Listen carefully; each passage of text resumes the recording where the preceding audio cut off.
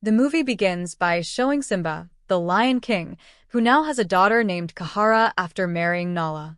One day, Simba's wife Nala goes out hunting but loses her way, and I can't find the route back home.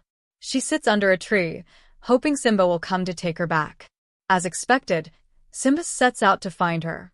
Before leaving, he tells his daughter Kahara to stay with the others and take care of herself until he returns with her mother.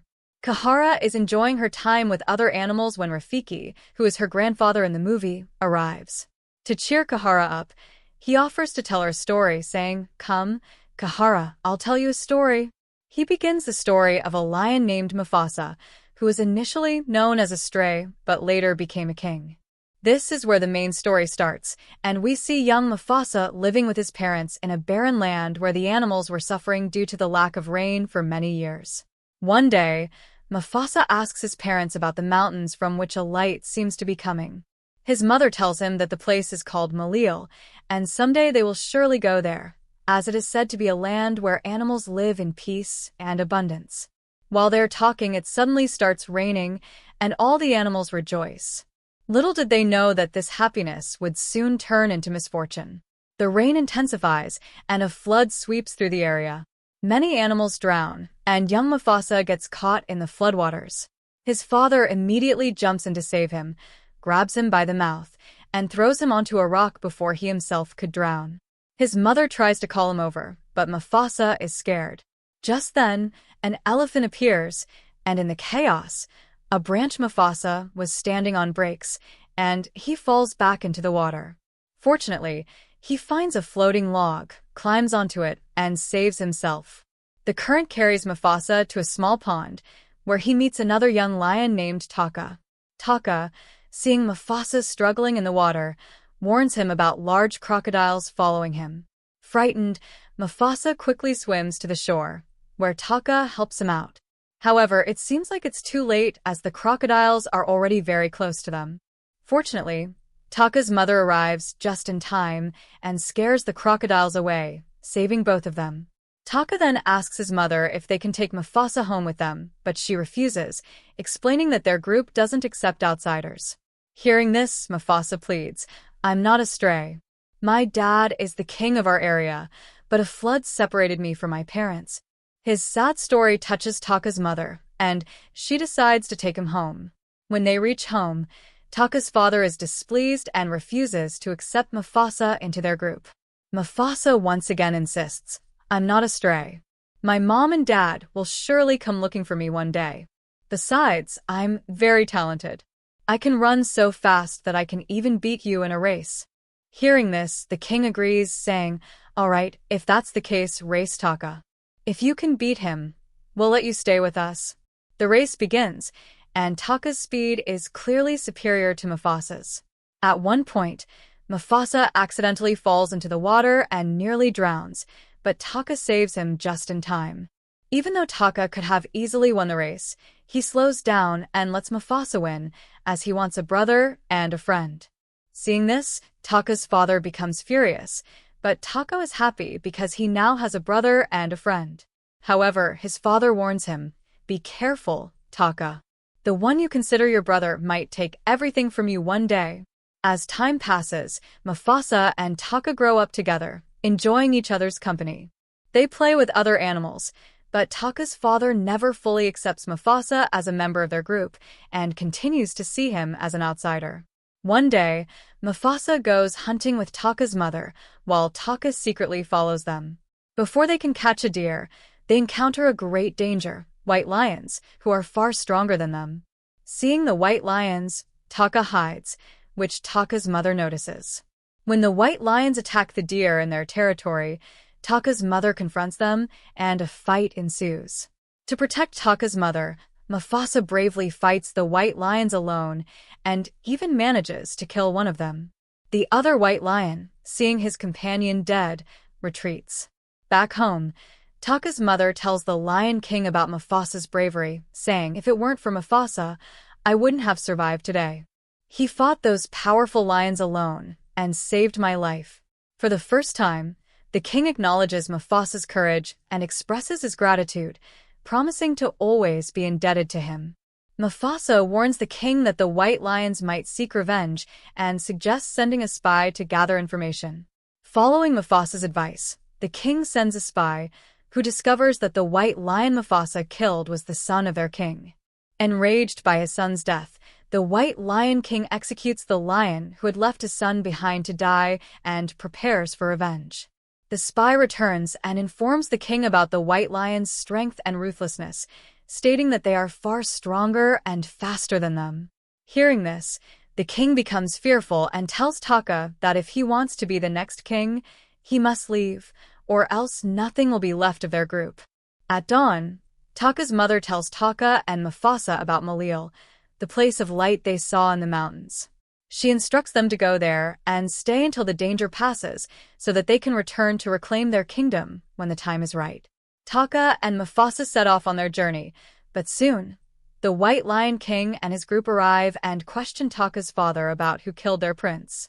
Taka's father pretends to know nothing, which enrages the White Lion King. Meanwhile, another lion discovers the tracks of two lions who had fled, and the white lions begin pursuing Taka and Mufasa.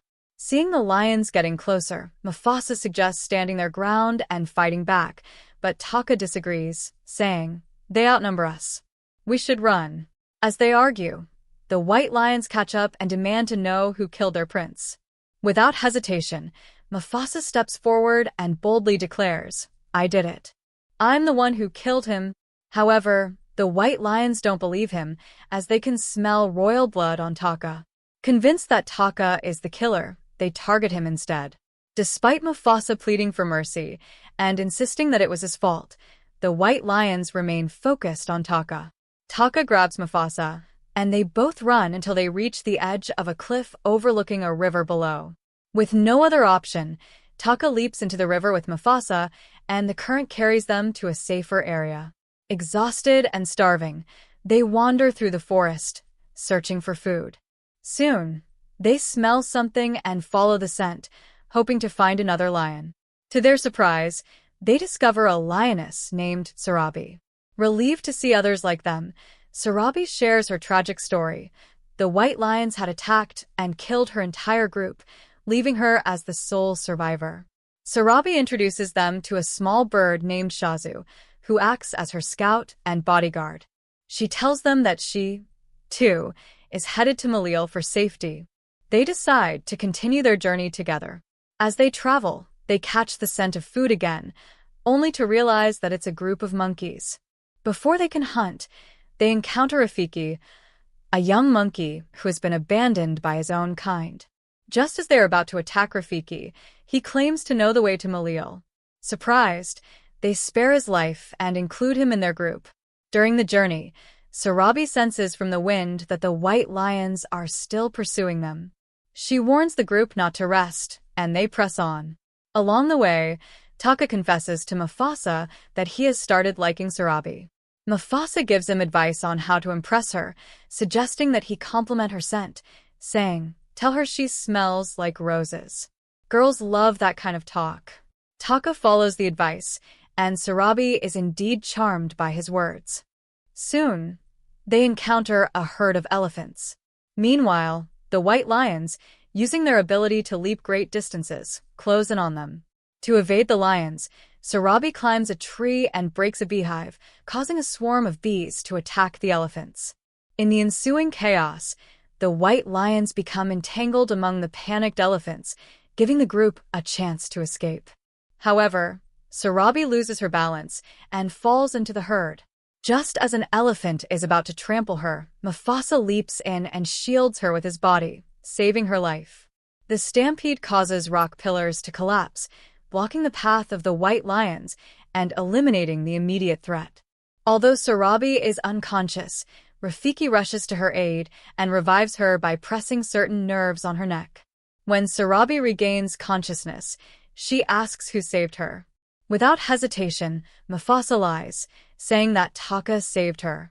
He wants Sarabi to be impressed by Taka.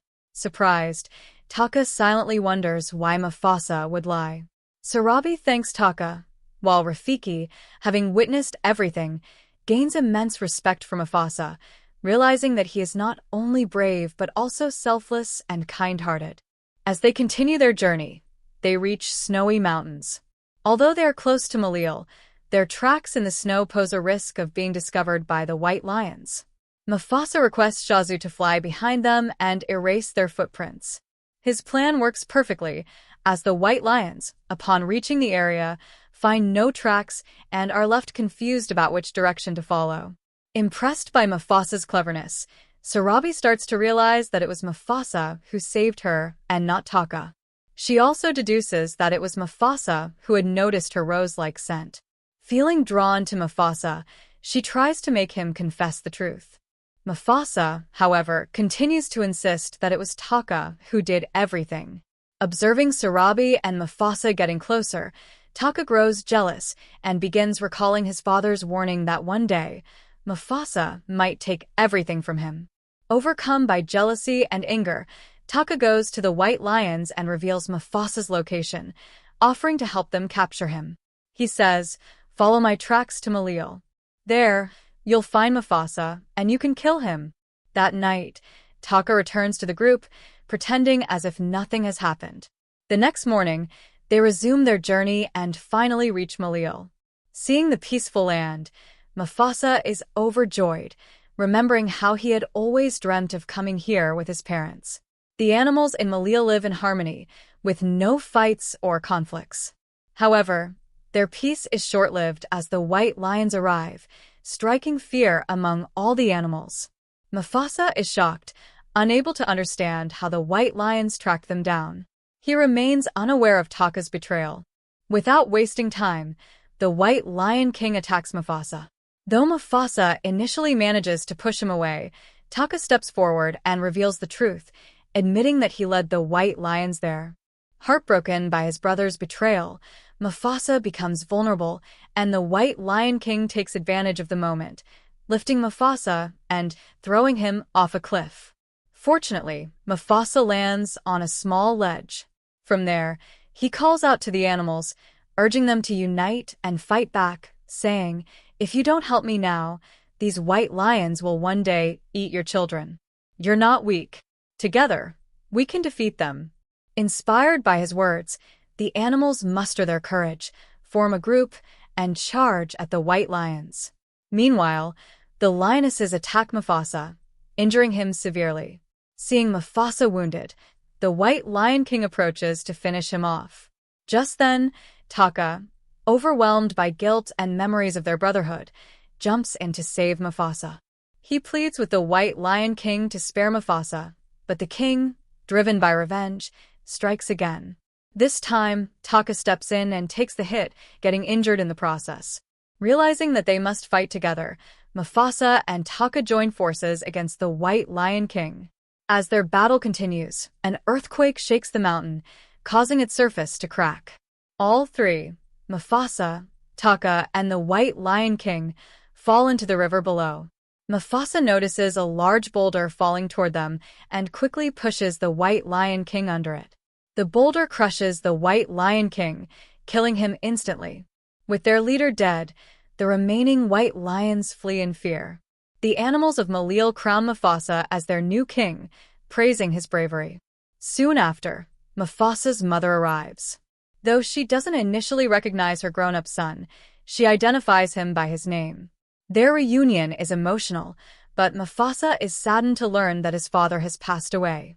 When Taka approaches to apologize, the animals demand his exile, calling him a traitor. However, Mufasa silences them, declaring, "As long as I'm king, my brother Taka will stay with me." Mufasa's kindness fills Taka with guilt, and he decides to leave, saying, "Never remember me again." He disappears into the mountains, and Rafiki concludes the story. As the story ends, we see that Kahara's father has brought her mother back, and Kahara now has a baby brother. Overjoyed, Kahara rejoices with her family, and the story ends on a happy note.